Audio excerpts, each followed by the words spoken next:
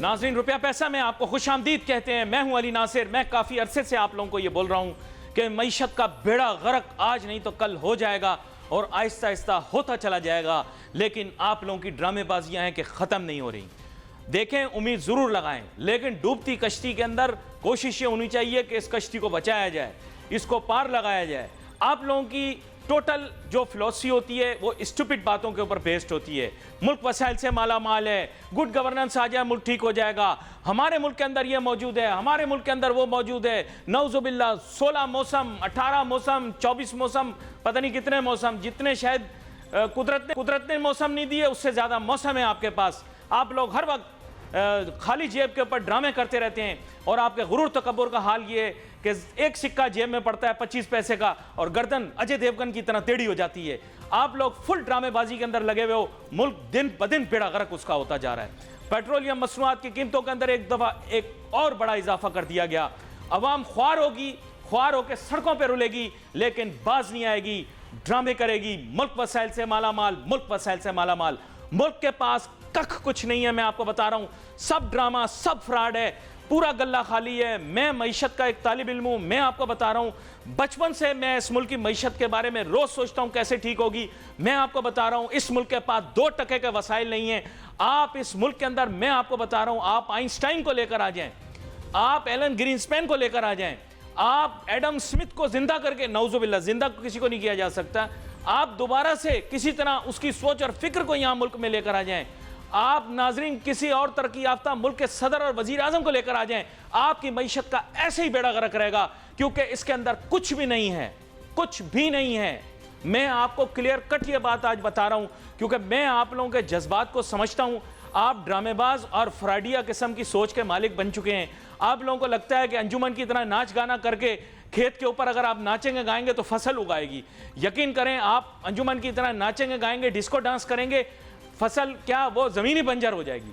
और इस मुल्क का मसला ये रहा है कि यहाँ पर जो है ना, वो प्रॉब्लम हमारी ये है कि ज़मीन मिली बंजर और लीडर मिले हमें अहलियत वाले लोग, लेकिन अहलियत वाले लोग हमें मिले, लेकिन समझ तो आ गए। आगे चलें नाजरीन, मैं आपको बताता चलूं कि हालात, वाक़यात, मामलात के तहत मैं आपको क्लियर कट बता रहा हूं कि ख्वारी के लिए तैयार हो जाएं। फुल ख्वारी होगी आपकी। अंकल, आप सुबह गए थे पेट्रोल डलवाने, एजाज को पीछे बिठाया हुआ था ना, पेट्रोल डलाने के बाद कैसी फीलिंग आई? हाथ हिला दे, आपके साथ बहुत बड़ा मजाक हुआ है, हाथ हिला दे। भाईजान, डायरियां तलाश करो, डायरियों में क्या लिखा हुआ है। डायरी में बुशरा आपा को सब कुछ पता लग गया, पेट्रोल की कीमत कम करने का तरीका नहीं मिला। अमलियात करके आप लोग कुछ करना चाहते हो। अरे आप लोगों से जादू भी सही नहीं होता। हर सड़क, हर जगह, आसिफ भाई आप मोटरसाइकिल पे निकले कोरंगी में, हर जगह के ऊपर एक ही चीज लिखी हुई है, महबूबा आपके कदमों में, नाउजुबिल्ला, फला आपके ये और आपके काम आसान। जादूगरों के पास जाके पेट्रोल की मसनूआत की कीमत कम करवा दो। अबे तुम लोग के जादूगर भी फ्रॉड हैं, सारे जादू उल्टे करते हो। डॉलर की कदर में इजाफा हो गया, ये तो आज प्रोग्राम का मौजू है, अभी इसके ऊपर आऊंगा। आप मुझे बताओ यार, मईशत का सत्यानाश हो गया। क्यों सत्यानाश हुआ? आप एक आवारा लड़की की मोहब्बत में मुब्तला हो गए हो। आप, जो एक शख्स होता है ना जो झूठ पे यकीन करना शुरू कर दे और झूठ पर उसको भरोसा हो जाए तो वो पागल हो जाए, बिल्कुल इसी तरह आप एक बेवफा औरत की मोहब्बत में मुब्तला हो चुके हैं। अब अली नासिर जैसा सच्चा आदमी आपको 1000 दफा समझाए कि आप लोग जिस डगर पे लगे हुए हो आप ख्वार हो गए, लेकिन आप नहीं सुनोगे। आटा आपके पास भाईजान नहीं, चावल आपके पास नहीं, गंदम, आप सॉरी ये अपना क्या कहते हैं, अपना, हाँ, गंदम भी नहीं, गंदम से ही आटा बनाओगे। रुई आपके पास नहीं, मैं आपको बता रहा हूं, मैं आपको फुल बता रहा हूं, सब फजूल है। दाल आपके पास नहीं, मैं आपको बता रहा हूं, इंडस्ट्री आपके पास नहीं, कुदरती वसाइल आपके पास नहीं, पर आपके पास कौन है? आपके पास अली नासिर है, आपके पास एजाज है, आपके पास चिंटू है, हमारे पास आप हैं। हम इस मुल्क को चलाएंगे, इस मुल्क की आवाम। आप लोग डंकी मंकी सोच से बाहर निकलो। इस कौम को डंकी मंकी सोच ने मार दिया। इनसे पूछो अकल बड़ी या भैंस, तो मेरे पाकिस्तान के कौम के लोग बोलते हैं भैंस, उसकी भी तो अकल होती है। जाहिर बात है उसकी अकल उतनी ही है जितना सोचने वाले की अकल है जो ये जवाब दे रहा है सवाल का, क्योंकि आपकी सोच बन चुकी है बिल्कुल फुल डंकी मंकी। आप लोग, मैं आपको क्लियर बात बता रहा हूं, आप लोग सिर्फ शेख चिल्ली की तरह दरिया के किनारे बैठ के रोते रहते हो कि पानी किस तरह से पिएं। आपके पास वसाइल भी नहीं है। मैं आपको क्लियर कट बात, अगर मेरी बात ना मानी मजीद ख्वार हो अब आ जाते हैं लोग मेरे पास फेसबुक पर और ट्विटर पर, अली भाई लुट गए, खराब हो, अब क्या करें, अब क्या करें नहीं पूछो। जब इतने साल चीखता रहा हूं, 15 साल हो गए मुझे मीडिया पे, 15 साल, मेरे बाल खत्म हो गए। एक जमाने में लोहे की कंघी लगाता तो टेढ़ी हो जाती थी। 15 साल मैंने शोर मचाया इस मुल्क के अंदर कि बावलो मेरी बात सुन लो, मुल्क बर्बाद हो जाएगा। मैं पढ़ा लिखा बच्चा हूं, मैंने कॉलेज यूनिवर्सिटी में इक्तिसादियात और माशियात की किताबें पढ़ी हैं। मैंने बच्चियों के फोन नंबर नहीं रखे हैं यहां पे अपने पास। मेरा पूरा दिन यह मशगला नहीं होता था। सारे नालायक, चीटर, फराडिया, ठरकी सब मैं देख रहा हूं कामयाब जा रहे हैं।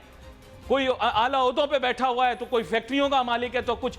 तुम्हारा मुल्क खाक तरक्की करेगा जहां टैलेंट की कोई कदर ना हो। कद्दू साले, तुम्हारे मुंह से निकल गया, सॉरी टेकन वर्ड्स बैक। वैसे साला गाली नहीं होती, साला तो एहसास होता है। हमारे मुल्क के अंदर अगर कोई शख्स साला हो तो उसकी बड़ी कदर और अहमियत होती।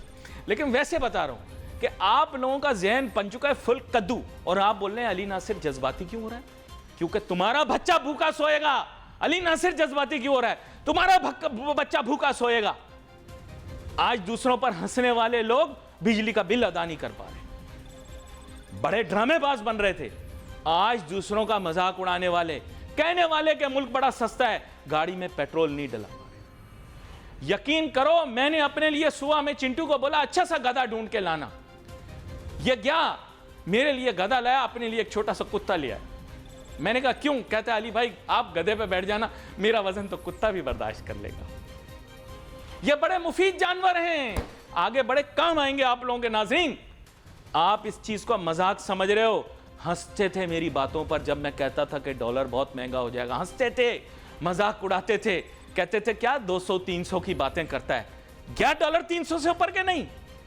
पिलाट ले लेंगे, पिलाट, कबर भी एक पिलाट है, 6 फीट का पिलाट। कहते हो आजादी ली, जिस मुल्क बर्तानिया से आजादी दी, आज 70-70 लाख रुपए देकर उसका वीजा लेने के लिए तड़प रहे हो। बातें करते हैं बड़ी बड़ी जुबानें, इतनी लंबी लंबी, खुरमानियां दे दे के मुल्क लिया, खुरमानियां ले लेके मुल्क लिया। फिर कहते हैं अली भाई जज्बाती हो जाते हैं। वाकई में मैंने आज बीपी की दवाई नहीं ली, क्योंकि जब मैंने देखा कि डॉलर की कदर 300 से ऊपर हो गई, जब मैंने देखा गरीब का बच्चा भूखा सोएगा, जब मैं आते हुए देखा कि गरीब का बच्चा, एक मासूम सा गरीब का बच्चा कूड़े में से खाना निकाल के खा रहा है, मुझे शर्म आई। कराची से हैदराबाद गया, गाड़ी में एक पाकिस्तान का झंडा नहीं देखा। लोगों के पास पैसे ही नहीं है, झंडे कहां से खरीदेंगे? खाली डंडे देखे, जगह जगह के ऊपर डंडे लगे हुए, झंडा गायब। पैसे नहीं है लोगों के पास झंडा लगाने के लिए। मैंने लोगों को बोला झंडा लगाओ, कह रहे मुहिब वतन हम हैं, लेकिन क्या करें अली भाई, पैसे नहीं। बच्चों को कपड़े पहनाने के पैसे नहीं है। ड्रामेबाजों, सारी तस्वीरें दिखाते रहते हो 4 व्हीलर गाड़ियों की, आओ आबादी में तुम्हें लेकर चलूं, बच्चों के पैरों में चप्पल नहीं है। नंगे बच्चे भाग रहे हैं इस मुल्क के अंदर, नंगे बच्चे। तुम लोग अपनी आंखें बंद किए बैठे हो। बातें करवा लो इनसे गज लंबी बातें। मेरा नाम सापी है, मैं एक सापी हूं, मैं यहाँ अबू धाबी में है। उमर फारूक साहब, ये गाड़ी आप कितने का लिया? यह मसला है इस मुल्क का। डायरी में क्या लिखा हुआ, यह मसला है इस मुल्क का। बर्तानिया में क्या हो रहा है, यह मसला है इस मुल्क का। क्या इज्जतें आबरूएं सिर्फ एमएनए एमपीओं की होती हैं, अवाम की नहीं होती?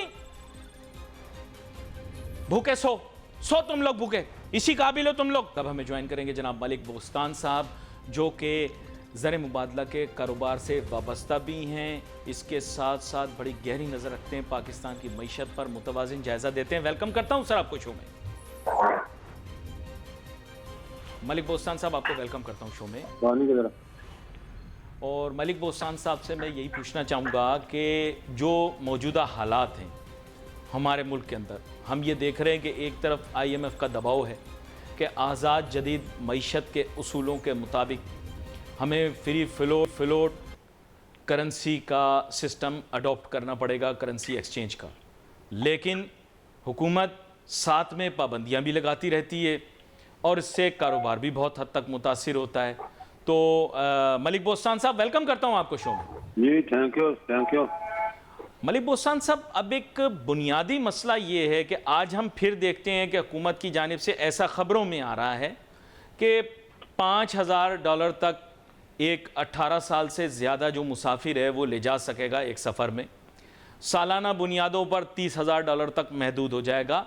इसके अलावा भी आपको पता है कि 10 दिन में तकरीबन $1,000 से कम की रकम निकाली जा सकती है अगर आम कोई शख्स जाता है, वो भी बायोमेट्रिक और तस्दीक वगैरह के बाद।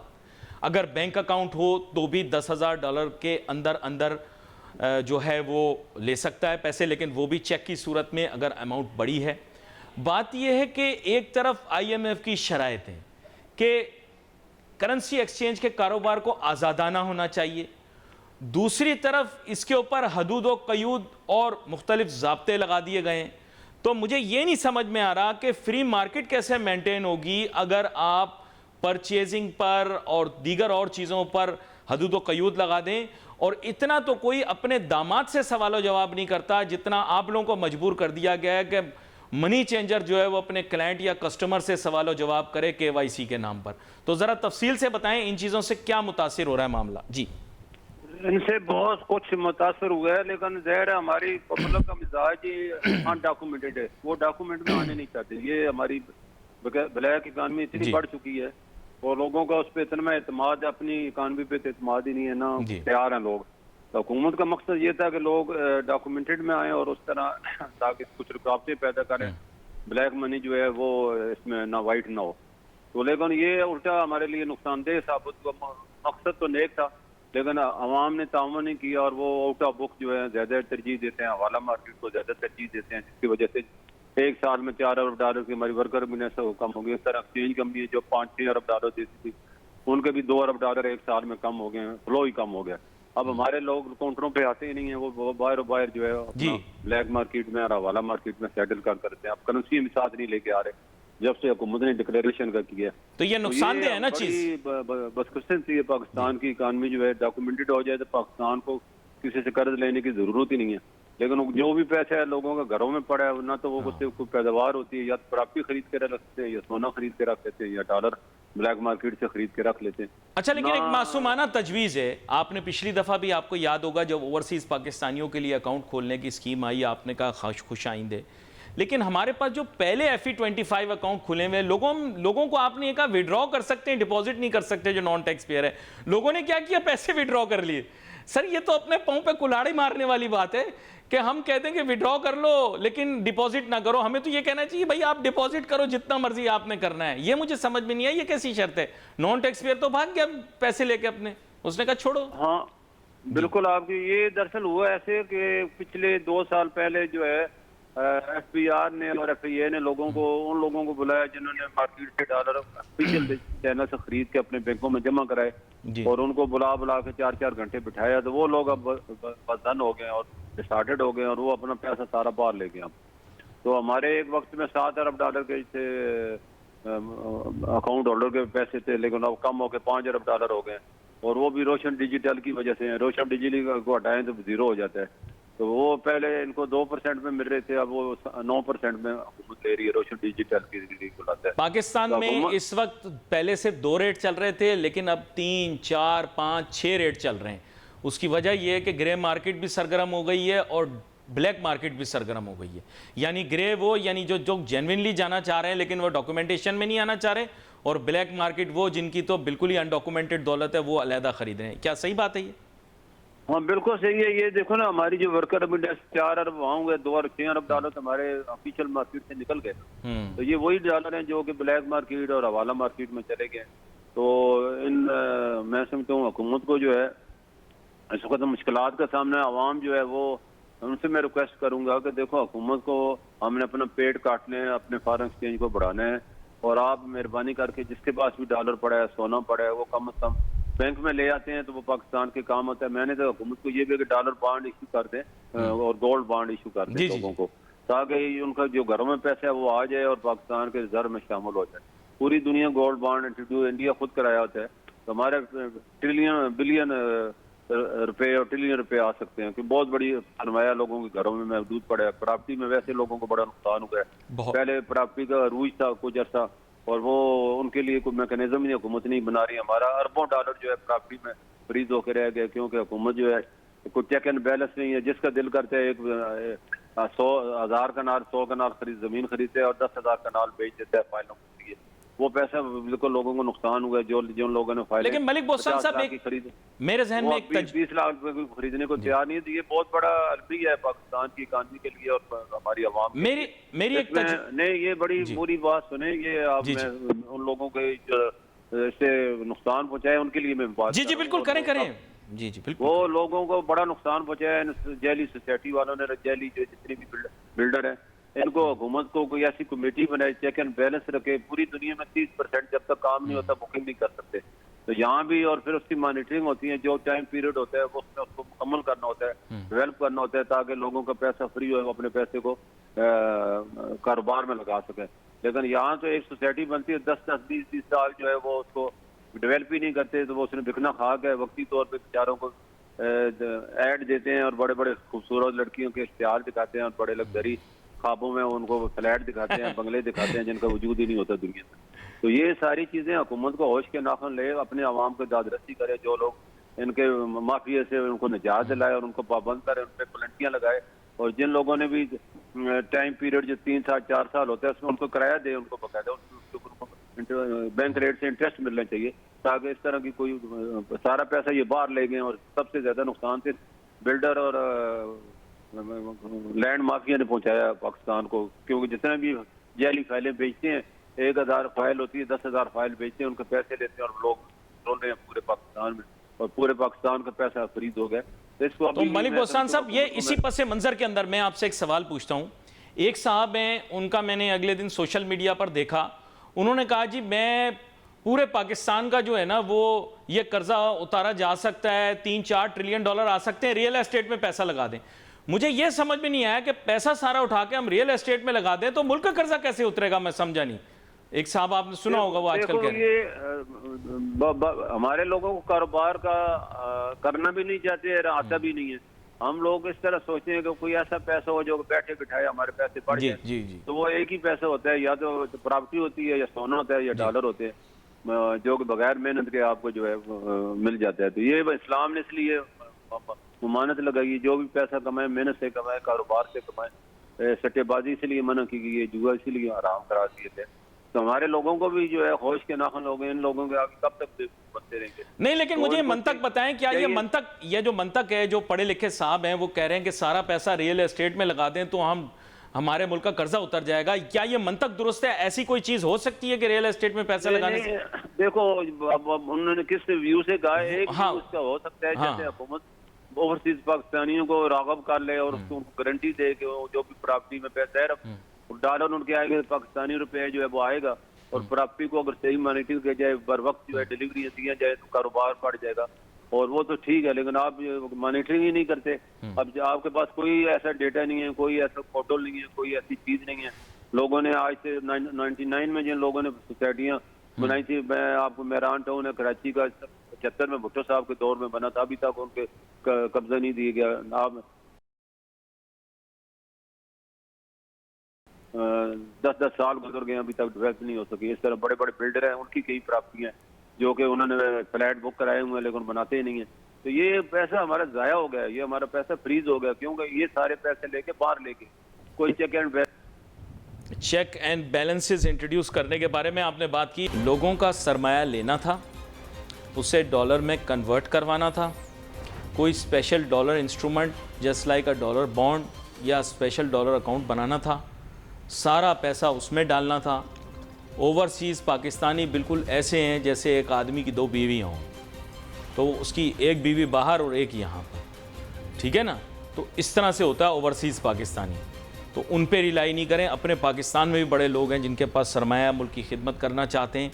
मलिक बोस्तान साहब, ब्रेक पे जाने से पहले आपने बड़ी अहम गुफ्तगू की। मैं आपके साथ इत्तिफाक करता हूँ कि इस मुल्क का सरमाया ज़ाया कर दिया गया, उसको डाइवर्ट कर दिया गया रियल एस्टेट की जानिब, जबकि उसको किसी प्रोडक्टिव तरफ डाइवर्ट करना चाहिए था। लेकिन आपको कोई ना कोई तजवीज़ तो देनी पड़ेगी मलिक बोस्तान साहब। हुकूमत अजीब किस्म के मझधार में फंस चुकी है, अब यहाँ से निकलना तकरीबन नामुमकिन है। कोई तजवीज़ जो आपके जहन में हो जिससे अभी भी मुल्क की नैया को पार लगाया जा सके? जी। मैं समझता हूँ तजवीज़ें ऐसी हैं जिन पे अमल किया जाए तो कोई वजह नहीं, हमारा GDP बढ़ सकता है, हमारे कर्जे उतर सकते हैं, तो हमारी कारोबार में इजाफा हो सकता है। एक तो हमें ये उधार मांगना छोड़ना होगा और काम करना होगा। मैं बताया ना, हमारी कौम भी काम नहीं करना चाहती, वो भी यही चाहते हैं बैठे बिठाए हमें कोई पैसा मिल जाए, हमें कुछ करना ना पड़े। तो आपको भाई मेहनत करनी पड़ेगी, मेहनत से अमल से कहते हैं जिंदगी बनती है, जन्नत भी जहन्नम भी। जी जी जी। तो हमें अमल करना है और अमल का यही इस वक्त बेहतरीन वक्त है। पूरी दुनिया को इस वक्त स्किल्ड वर्कर की जरूरत है, मेन पावर एक्सपोर्ट करके हम इससे फायदा उठा सकते हैं। 60% हमारे पास यूथ है। जी। इस तरह IT है, जिस तरह अभी आर्मी ने बड़ा अच्छा वादा किया है, अम्ब्रेला दिया है कि हम इकोनॉमिक काउंसिल को फैसिलिटेट करेंगे और वन विंडो ऑपरेशन करेंगे और लोगों को फैसिलिटियाँ देंगे, और उन्होंने पूरा सेक्रेटरीट बना दिया है। उसके IT के और एग्रीकल्चर के और माइंस के जितने एक्सपर्ट हैं उनको भी हायर कर लिया है। तो 3 जो है पूरा ब्रिगेड है इनका, 3 जनरल हैं, उसमें ब्रिगेडियर हैं, सब के सब इसी काम में लगे पड़े हैं। तो अब इसमें यह है कि 1 साल तो लग जाएगा इनको पूरे रिजल्ट लेने में। तो मैं हुकूमत जो है इस वक्त जो हमारी MOU साइन हुए हैं इसके लिए सेकंड फेज में CPEC के लिए मंसूबे के लिए जो कि $62 अरब का CPEC फेज 2 मंसूबा है। इसी तरह सऊदीया दुबई ने जो अभी कॉन्फ्रेंस कराई गई, उन्होंने $40 अरब का इन्वेस्टमेंट का वादा किया है। तो जो हमारे सी पोर्ट हैं, एयरपोर्ट हैं, वो आउटसोर्स करने की जो है MOU साइन हो चुके हैं। तो इन चीज़ों को अमली जामा पहना के ये पैसा ला के इस वक्त पाकिस्तान अपने कौम में खड़ा हो सकता है। और पूरी कौम की उम्मीदें इस वक्त फौज पे हैं कि फौज ने 1960 में यही सब्ज इनकलाब लेके आए थे, जबकि पाकिस्तान का कैद का दौर था, उस वक्त यही फैसिलिटेशन काउंसिल बनाई गई थी और इसी तरह प्रोजेक्ट लाए थे पाकिस्तान में, जो फी एकड़ पैदावार है 1 साल में डबल हो गई थी।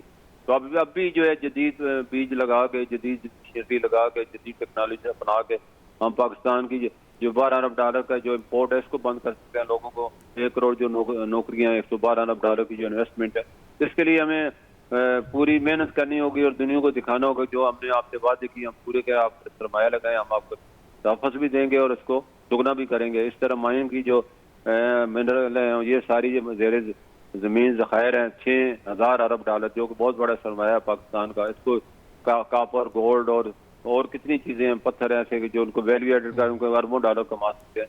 अभी जब रॉ मटेरियल भेज रहे हैं तो इसमें भी हमें बहुत बड़ा बेनिफिट उठा सकते हैं। ये सारी चीज़ें करने की जो की जा सकती हैं। अल्लाह ताला ने पाकिस्तान को बेशुमार दौलत से नवाजा है और ज़खायर से नवाजा है और मादनियात से और वसाइल से नवाजा है। सिर्फ गुड गवर्नर की कमी है। अगर गुड गवर्नर आ जाती है और करप्शन से पाक हो जाता है माशरा, लोग काम करना शुरू कर देते हैं, कोई वजह नहीं कि पाकिस्तान अपने पाँव में न खड़ा हो। ये आखिरी मौका है, इस अब नहीं तो फिर कभी नहीं। ये बड़ा अहम नुक्ता आपने बयान किया है। बात कुछ ऐसी है मलिक बोस्तान साहब कि हालात अब इस नहज पे पहुंच चुके हैं कि अब अगर मगर की तो गुंजाइश ही नहीं रही। अच्छा, यहाँ पर एक और चीज़ है जिसके मुतालिक आपसे बात करता हूँ हर प्रोग्राम में। अब बात कुछ ऐसी है कि सोसाइटी में पोलराइजेशन आ गई है, अब मुफाहमत की ज़रूरत है। मैंने एक दफ़ा पहले भी आपसे मिसाल पेश की थी कि बेटे और बाप के दरमियान अगर चपकलिश हो जाए तो बेहतर तरीका यही होता है कि बाप बेटा एक दूसरे को बोसा देकर सारी चीज़ें माजी की भूल जाएं।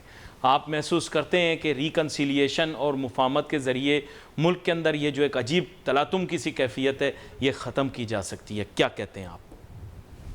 देखो, सबसे जो नबी सल्लल्लाहु अलैहि वसल्लम माफ़ करना सबसे बड़ी यानी कि बहादुरी है और इंतकाम लेना सबसे बड़ी बुज़दिली है। तो मैं समझता हूँ माफ़ कर देना अगर हो जाए तो इससे कोई बड़ी बात ही नहीं। फतेह मक्का को देख लें, नबी सल्लल्लाहु अलैहि वसल्लम ने तमाम दुश्मनों को माफ़ कर दिया और उनको पनाह भी दी और उसके बाद इस्लाम पूरी दुनिया में फैल गया।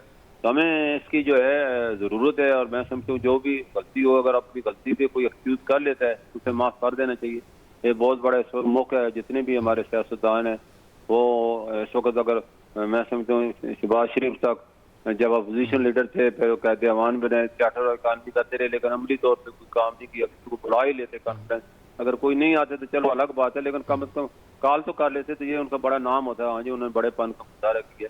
तो अभी भी वक्त है, अभी भी कोई वक्त गया नहीं। अभी भी सियासी पार्टियां ऑल पार्टी कॉन्फ्रेंस बना के साथ ही डेमोक्रेसी चार्टर ऑफ इकानमी और चार्टर ऑफ डेमोक्रेसी कर सकते हैं। कोई इतना नहीं है, पाकिस्तान को कह सकते हैं कि हमें ठीक है, सबसे पहले हमने पाकिस्तान यानी रियासत और मुल्क को बचाने के लिए, रियासत और मुल्क को बचाने के लिए ऐसी पॉलिसी अपनाई जा सकती है जिसमें माजी की गलतियों को भुलाया जा सके और मोहब्बतों को, कुर्बतों को बढ़ाया जा सके, क्योंकि आपको पता है माशरे में अब बहुत नफ़रतें फैल गई। क्या कहते हैं आप?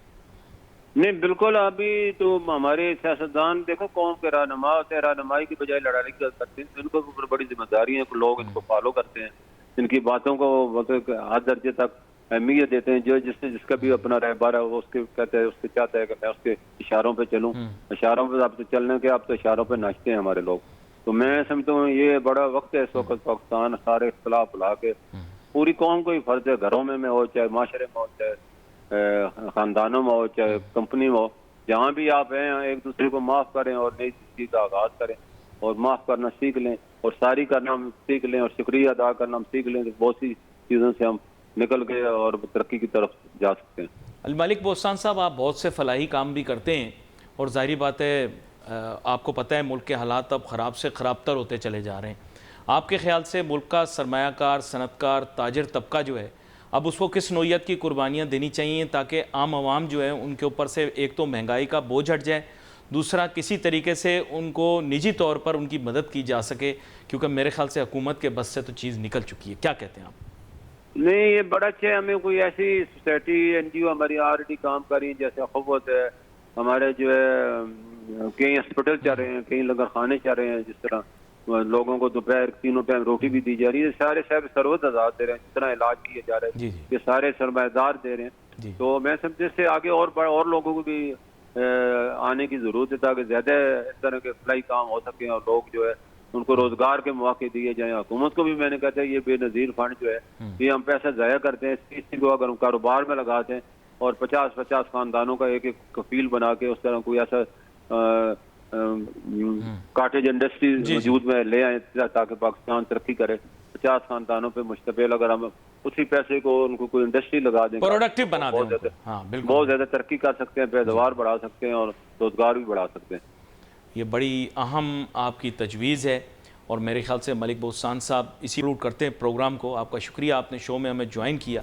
नाजरीन, ये बड़ा अहम नुक्ता बयान किया इन्होंने कि जैसे इनकम सपोर्ट प्रोग्राम का बुनियादी मकसद लोगों की इनकम्स को कॉम्प्लीमेंट करना है। आइडियल ये है कि उनको मज़ीद प्रोडक्टिव बनाने के लिए इस पैसे को कुछ इस तरह से इस्तेमाल किया जाए कि जैसे इनकी तजवीज़ है कि 50 ख़ानदानों का एक ग्रुप बना दिया जाए और उस हिसाब से 50 ख़ानदानों के हिसाब से कारोबार लगा दिया जाए या कोई पैदावारी सलाहियत बढ़ाने के लिए उसको इस्तेमाल किया जाए। मैं ऐसा महसूस करता हूँ कि हमें इस तरह की मंतकी जो सजेशंस हैं उनको संजीदगी से लेना चाहिए और इस पर वर्किंग भी करनी चाहिए। मैं आपको बता सकता हूँ कि मैं मतलब वैसे तो मैं कॉस्मोपॉलिटन फैमिली से ताल्लुक़ रखता हूँ, जिसके माने ये है कि मुख्तलिफ़ शहरों से मेरे मुख्तलिफ़ रिश्तेदार बिलोंग करते हैं और मैं ये जानता हूँ कि मुल्क के मुख्तलिफ़ हिस्सों के अंदर हालात कैसे हैं। कराची में रहता ज़रूर हूँ लेकिन पंजाब से वाबस्तगी की वजह से वहाँ के मुख्तलिफ़ शहरों की पूरी ख़बर रखता हूँ। अंदरून सिंध और देही सिंध में घूमता हूँ, वहाँ के लोगों के मसाइल और परेशानियों को देखता हूँ। वक्त मेरे पास मुख्तसर है, इसलिए बहुत सारे मसाइल हैं जो आपके सामने बयान करने हैं, आगे आने वाले दिनों के अंदर करेंगे। Wait for messages on Facebook. Ali Nasir हमारी टीम को इजाज़त दीजिए। अल्लाह हाफ़िज़।